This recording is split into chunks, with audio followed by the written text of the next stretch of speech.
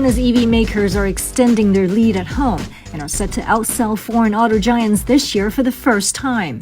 Now, Chinese brands are starting to show some teeth in international markets as well. BYD exported a record 18,000 new energy vehicles in July, with Southeast Asia and Europe among their fastest-growing markets. Based on the feedback from customers and the markets, I believe we won by the power of the product. By that, I mean core technologies, including the world-leading blade battery and other breakthroughs. With safety as a foundation, we've been able to add smart features and services, creating products with unique advantages. This is BYD's main export model called the Atto 3. The company says it's been the best-selling model in countries like New Zealand, Thailand, Singapore, Israel, and Sweden.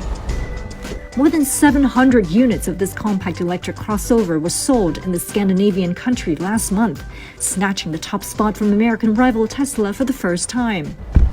There's a strong demand for technologically advanced and affordable EVs made in China, both in emerging and mature markets. And crucially, lower cost doesn't mean lower quality. These cars are technologically advanced, as I said. They're powered by the blade battery and capable of traveling 420 kilometers on one single charge and have received top safety ratings by European regulators. Chinese EVs are also winning on the economies of scale. The country produces most of the world's new generation batteries, the main cost of an electric car. A firm grip on the supply chain means Chinese manufacturers can compete on price and technology for the average budget. In overall cost control, we have a comparative advantage. 20 years ago, we started mapping out all the key points on the NEV supply chain, from upstream suppliers to our stores. The rapid growth in the last 2 to 3 years is actually a result of a 2-decade effort.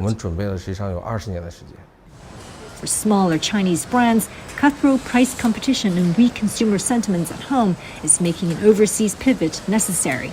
Southeast Asia is a hotly contested arena with strong government support and increasing purchasing power.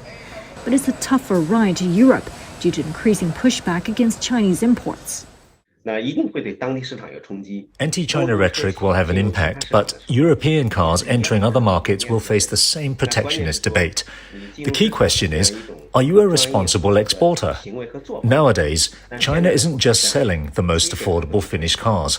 Chinese firms are building entire supply chains overseas, setting up local factories, R&D centers, sales networks, and the rest of the ecosystem.